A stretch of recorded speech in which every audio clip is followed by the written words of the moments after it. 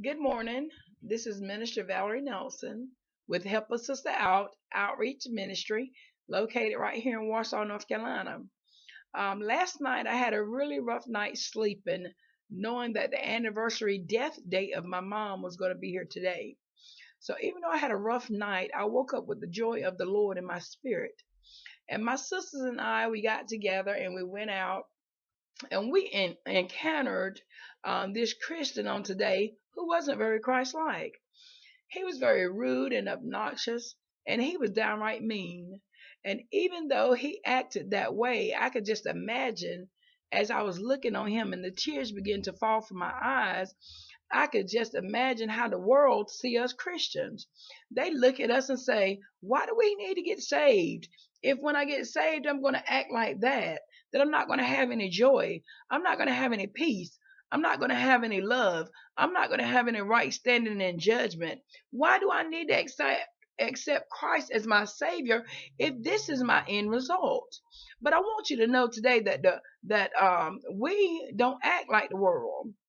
We stand apart from the world, and no matter how someone treats you, you're not responsible for how they treat you, but you are going to be held accountable for how you respond to their actions. I said all that to say that in the midst of Jesus' time when Jesus walked this earth, there was very rude and obnoxious and downright mean people. They were mean to the fact where they persecuted Jesus.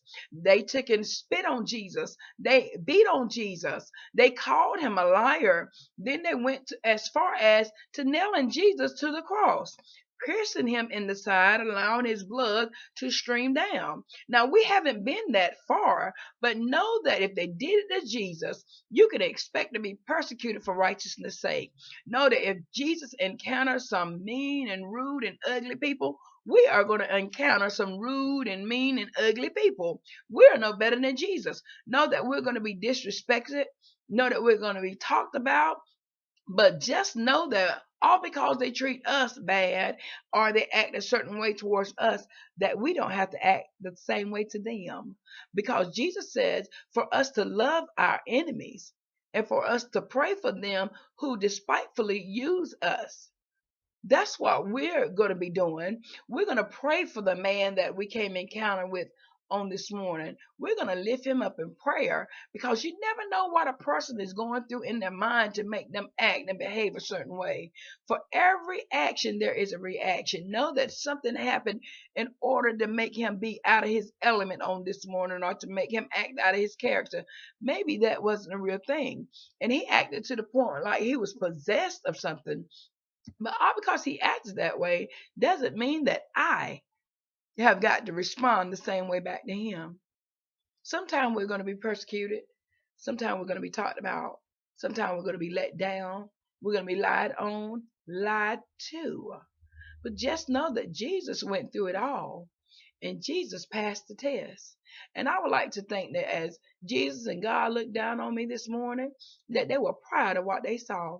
They said, that is my child in whom I am well pleased, and she's passing her test. Think about that this morning.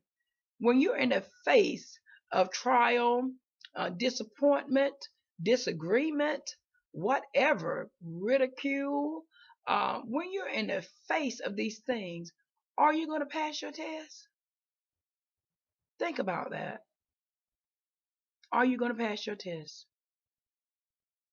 I pray that you be ready when opposition comes. I pray that you have the strength and the faith and the know-how and the love and the commitment to Christ and the understanding that when your test comes, you will be able to pass it. Have a good day.